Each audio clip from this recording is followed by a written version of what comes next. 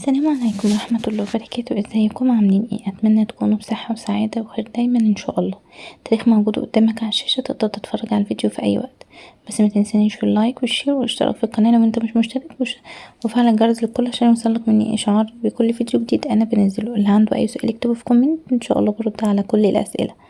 محتاجة منكم دعاء بس لابني بالشفاء يا جماعة، الدعاء بالشفاء، لأن دعوة 40 شخص مستجابة، فأتمنى تكونوا تدعوله بس ابني بالشفاء. ويلا بينا كده نشوف القراءة.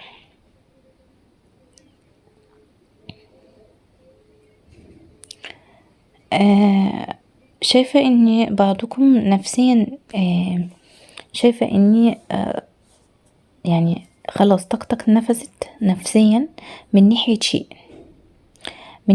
انك انت تقوم بيه، انه يتم، انه يتنفذ حاجة، انك انت انك تنفذها، يعني من ناحية حاجة. خلاص طاقتك نفذت، مش عارف، بس محتاج انك ترمي شوية من تفكيرك، يعني ارمي ورا ظهرك شوية، بطل تفكير شوية عشان يتم الموضوع ده. عارف لما نكون احنا حاطين حاجة في دماغنا قوي انها تحصل او ننفذها او مش عارفه ايه، ما بتحصلش، فعايزة تتطرق بس منك شوية كده، تتجاهلها شوية عشان تتم، تشيلها من تفكيرك شوية.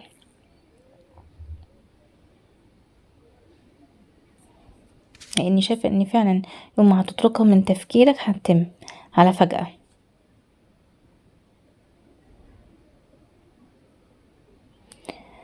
عندك فرصة مهنية جاية عن طريق شخص، والشخص ده في اسمه حرف الميم، وللبعض منكم اسم محمد، يعني البعض منكم في اسم الشخص حرف الميم، والبعض منكم هينطبق معاك اسم محمد اساسا، او ممكن يكون في اسم الشخص الثلاثي او الرباعي اسم محمد، فجايلك عن طريق الشخص ده. ممكن تكون للبعض منكم يعني رجل، وممكن تكون امرأة في اسمها اسم محمد، او مثلا في حرف من اسمها حرف الميم. شايفة هنا ان في شيء انت واسرتك محسودين عليه، يعني في حاجة محسودين فيها، ممكن كالأسرة كاملة محسودين، في طاقة سلبية محوراكم، يعني محوطة عليكم، مش انت بس كبرج بس، لأ انت بأسرتك، اذا كان كأب كأم كأخوات او اولاد وشريك كده، يعني فاهمين. فشايفة انك في طاقة زي ديت محتاج تحسين. انا شايفاك انك انت يعني محتاج انك في البيت تكون في الاركان تكون في ملح خشن، يعني كبشة كده في ايدك ملح خشن في كل ركن. البيت يتنظف بالمية والملح.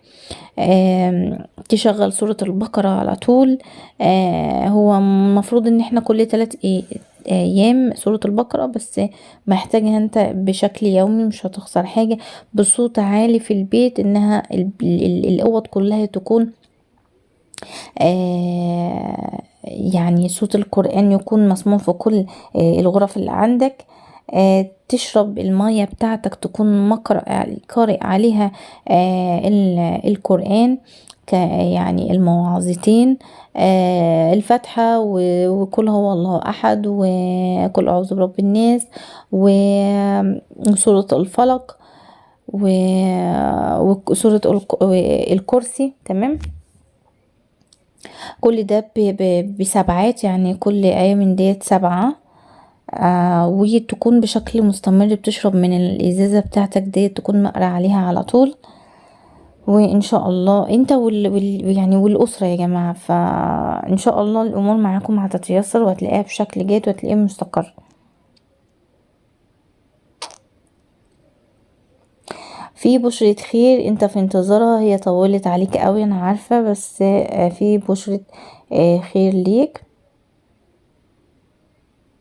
في كارما شديدة على شخص حاقد عليك، او كان السبب في مكايد من بعض الاشخاص ليك. عارفين لما تكون في حد كمان يكون مثلا بيكايدك بيعمل مكايد ان يوقعك وحاجات من دي، وشخص تاني يعني معاه عادي، راضي باللي هو بيعمله.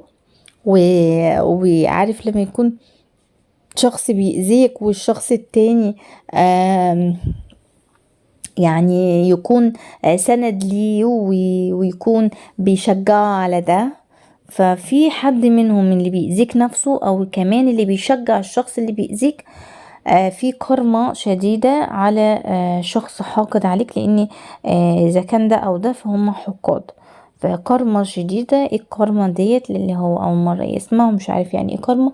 الكارما دي يعني طاقة سلبية بيمر بيها شخص، بتكون كارما بقى كحاجة ان هو ينزعج منها جدا، يعني حاجة تأذيه هو، حاجة يكون واقع في نصيبة واقع فيها، ممكن يكون مرض، ممكن يكون يفقد يعني حد عزيز، المهم حاجة تحزنه قوي، فهي كارما بالنسبة له ابتلاء يعني. اللهم لا شماتة طبعا، ولكن ده اللي موجود. في وهم عند البعض منكم، في حاجة وهماك، ممكن يكون تعب، ممكن تكون بعض منكم عنده وهم بان هو مثلا عنده سحر، ممكن يكون عنده وهم من ناحية حاجة انها تعباه، ان يكون مثلا حاجة انها خطيرة، عنده وهم من ناحية شيء في العموم، فهو وهم.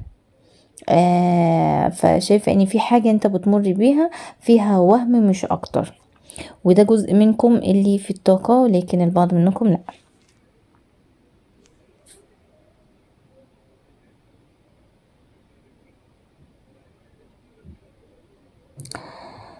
شايفة انك انت في صبر عندك، انت في اختبار، وشايفة انك انت في صبر عندك، يعني شايفاك صبور من ناحية حاجة انت فيها، والحاجة اللي انت فيها دي اختبار من عند ربنا، ولكن انت صبور او محتاج انك تكون صبور، وربنا هيكبر بخاطرك، يعني جبر خاطر من ناحية شيء انت صبور فيه. يمكن حد ما يقدرش يتحمل، ولكن ربنا بيدي كل واحد على قد ما بيقدر يتحمل يعني. فشايفة انك انت في صبر عندك من ناحية شيء، وربنا هيكبر بخاطرك فيه، في الحاجة اللي انت يعني صابر عليها، راضي وصابر ومستني فرجه، فربنا ان شاء الله يفرجها عليك. في ناس من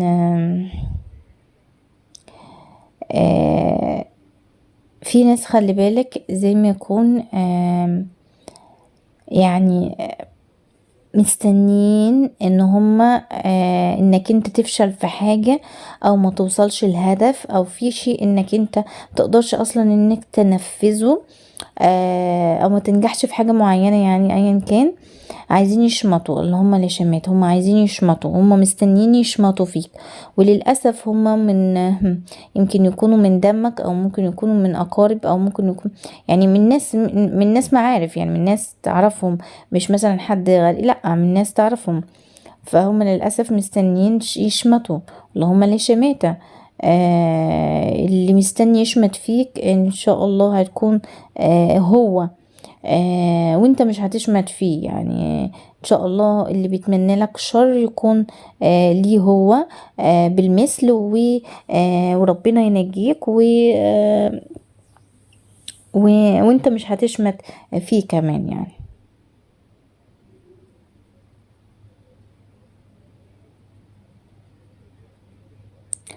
بقالك سنة او اكتر، او اقدر اقولك مثلا من 2022، من 2020، ممكن سنة او اكتر، مهنيا او ماديا في ركود، او مش احسن حال يعني.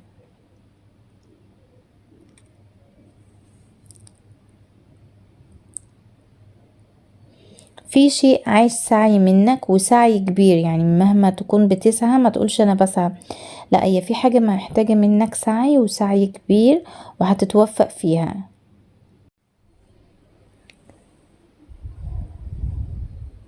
في مراقبة من شخص من الناحية العاطفية، شخص في مراقبة منه، هو من الناحية العاطفية الشخص ده. آم، المراقبة يعني هو باصص لها من نمط واحد، من حاجة واحدة، من جزء واحد. يعني ايه؟ يعني المراقبة عنده شيء، يعني شيء واحد بس اللي شاغل تفكيره. يعني افترض نقول مثلا ان مراقبة فيها تطفل عاطفي وتطفل، تطفل بانه مثلا ممكن يكون الشخص ده هو بطبعه التطفل عليك، انك انت يعرف كل حاجة، يعني يعرف، فاهمين كده؟ ممكن يكون الشخص ده معاك او بعيد عنك. كمان ممكن يكون ان الشخص ده يعني المراقبة فيها غيرة. هو بصي، هو اكتر من حاجة هنا تخص المراقبة دي، لاني القراءة مش خاصة، هي عامة يعني، فاهمين يعني؟ ففيها اكتر من مراقبة تخص البعض منكم. ف فانت بس الطاقة موجودة، ان في طاقة مراقبة على نمط واحد هو ماشي عليه، بيراقبك فيه. يعني شايف ان البعض منكم فيه شغف، فيه قلق، يعني ممكن تكون مراقبة فيها شغف، فيها قلق من اتجاهك، حاجة زي كده.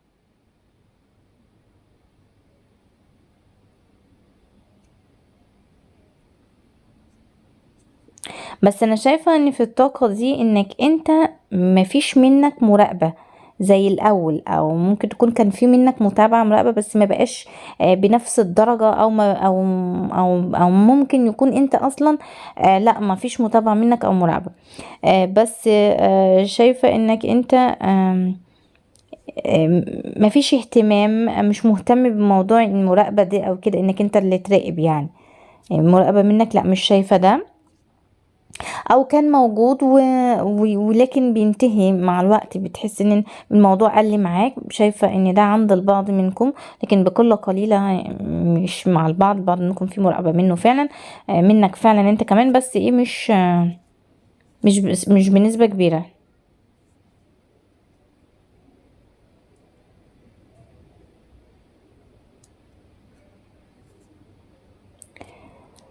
آه الشخص ده خلي بالك حاسس بانك انت بتتناساه، بتحاول انك انت تنساه. على فكرة هو الشخص ده بعيد عنك،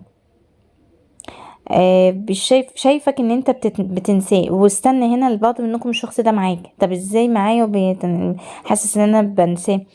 لا، هو يعني ممكن يكون حاسس بانك انت عارف، يكون ما بقتش مهتم، بقيت بتنساه في حاجات كتير، اللي هو من ناحية الاهتمامات يعني. وبعض منكم لا، الشخص ده معاه بعيد، وشايف انك انت بتحاول انك تنساه، او انت ده احساسه.